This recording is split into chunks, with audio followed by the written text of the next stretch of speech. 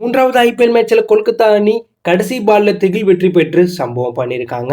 Sunrisers Hyderabad versus Kolkata இவங்க 2 பேருக்கும் நடந்த மூன்றாவது ஐபிஎல் மேட்ச்ல முதல்ல டாஸை வெற்றி பெற்ற சன்ரைசர்ஸ் ஹைதராபாத் அணி பந்து வீச்ச தேர்வு செஞ்சாங்க. முதல்ல பேட்டிங் ஆடிய கொல்கத்தா அணியுடைய தொடக்கமே மோசமா இருந்துச்சு. அந்த அணியை சேர்ந்த ஓப்பனிங் வீரர் நிறைய 4 பாலுக்கு 2 ரன் அடிச்சிருக்கும் போது ரன் அவுட் ஆயிட்டு வெளில போயிட்டாரு. அடுத்ததான் வந்த வெங்கடேஷ் ஐயர் 5 பாலுக்கு 7 ரன் அடிச்சிருக்கும் போது நடராஜன் போட்ட பால்ல மார்கோ ஜாக்சன் கேட்ச் கொடுத்துட்டு வெளில போக, கேப்டன் செய்ய 2 பாலுக்கு டெக் அவுட்ல நடராஜன் போட்ட பால்ல கம்மிங்ஸ்ட கேட்ச் கொடுத்துட்டு வெளில போயிட்டாரு.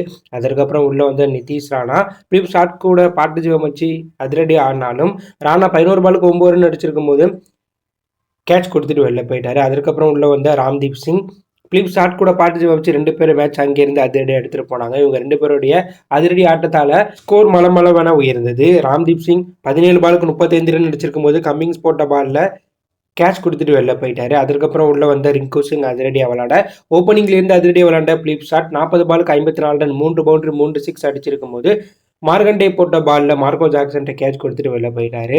அதற்கப்புறம் உள்ள வந்து ஆண்ட்ரூ ரசூல் மேட்சை அதிரடியாக எடுத்துகிட்டு போய் எசர்கச் அணி எதிர்பார்க்காத ஒரு மிகப்பெரிய டார்கெட்டை அடிக்க காரணமாக அமைஞ்சிட்டார். இந்த மேட்சில் ஆண்ட்ரூ ரசூல் தனி ஆளாக இருந்து எசர்கச் அணியுடைய பவுலரை கதற விட்டுட்டார். எசர்கச் அணியை சேர்ந்த நடராஜன், கம்மிங்ஸ், மயங்க் மார்கண்டே ஓவரை வேற லெவலில் வச்சு செஞ்சுட்டாரு ஆண்ட்ரூ ரசூல்.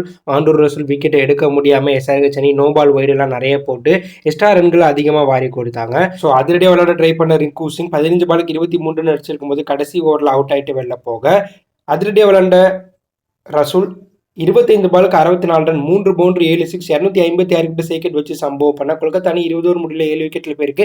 208 ஒரு மிகப்பெரிய இமாலய டார்கெட் எஸ்ஆர்ஹெச் அணிக்கு செட் பண்ணாங்க. மிகப்பெரிய டார்கெட் நோக்கி கிளம்பிறங்கிய எஸ்ஆர்ஹெச் அணியுடைய தொடக்கம் அதிரடியாக இருந்துச்சு. அந்த அணியை சேர்ந்த மயங்க் அகர்வால், அபிதேக் சர்மா அதிரடியாக விளாண்டாங்க. இவங்க 2 பேரும் பவர் பிளேவை சூப்பராக யூஸ் பண்ணி அதிரடியாக விளாண்டாங்க. இருந்தாலும் 5வது ஓவரில் 3வது பால் 60 ரன் இருக்கும்போது மயங்க் அகர்வால் 21 பாலுக்கு 32 ரன் அடிச்சிருக்கும் போது ராணா போட்ட பாலில் ரிங்கு சிங்கிட்ட கேட்ச் கொடுத்துட்டு வெளில போயிட்டாங்க. அதிரடியாக விளையாட ட்ரை பண்ண அபிஷேக் சர்மா 19 பாலுக்கு 32 ரன் அடிச்சிருக்கும் போது ரசூல் போட்ட பாலில் வருண் சக்கரவர்த்தி கேட்ச் கொடுத்துட்டு வெளில போக, ராகுல் திரிபாதி 20 பாலுக்கு 20 ரன் அடிச்சிருக்கும் போது நரேன் போட்ட பாலில் ராணாட்ட கேட்ச் கொடுத்துட்டு வெளில போயிட்டாங்க. மார்க்கரம் 13 பாலுக்கு 18 ரன் அடிச்சிருக்கும் போது வருண் சக்கரவர்த்தி போட்ட பாலில் ரிங்கு சிங்கிட்ட கேட்ச் கொடுத்துட்டு வெளில போக, அதுக்கப்புறம் உள்ள வந்த ஹென்ரிக் கிளசன் மேட்ச் அதிரடியாக எடுத்துகிட்டு போனார். இப்படி கொல்கத்தா அணியில் ரசூல் அதிரடியாக விளையாண்டாரோ அதே போல எஸ்ஆர்ஹெச் அணியில் ஹென்ரிக் கிளசன் தனியாளாக இருந்து கேகேஆரனுடைய பவுலர்களை கதற விட்டுட்டார். அவர் தான் போட்டியை கடைசி வரையும் எடுத்துகிட்டு போனார்.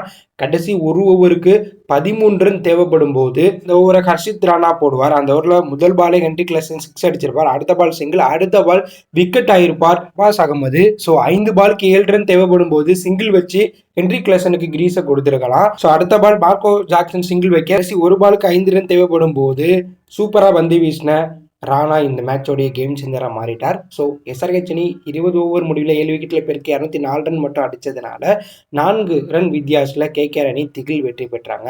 அதில் விளையாண்ட ஆண்ட்ரூ ரசூலுக்கு player of the match award கொடுத்தாங்க. இந்த மேட்ச்சில் எஸ்ஆர்ஹெச் அணியுடைய மோசமான பந்து வீச்சு கடைசி ஓவரில் ஒழுங்காக விளையாடுறது தோல்விக்கு முக்கிய காரணம். கேகேஆர் அணியோடைய இந்த திகில் வெற்றியை பற்றி நீங்கள் என்ன நினைக்கிறீங்க? எஸ்ஆர்ஹெச் அணி எதனால இந்த போட்டியில் தோத்தாங்க? கேகேஆர் அணி இந்த வருடம் ஃபைனல் வர வாய்ப்பு இருக்கா அப்படிங்கிற கருத்தை கமெண்ட்ல லீவ் பண்ணுங்கள். இது எப்படி இருந்தால் லைக் பண்ணுங்கள், ஷேர் பண்ணுங்கள், கமெண்ட் பண்ணுங்கள், மறக்காம நம்ம சேனலை சப்ஸ்கிரைப் பண்ணி ஃபாலோ பண்ணுங்கள். தேங்க்யூ ஃபார் வாட்சிங்.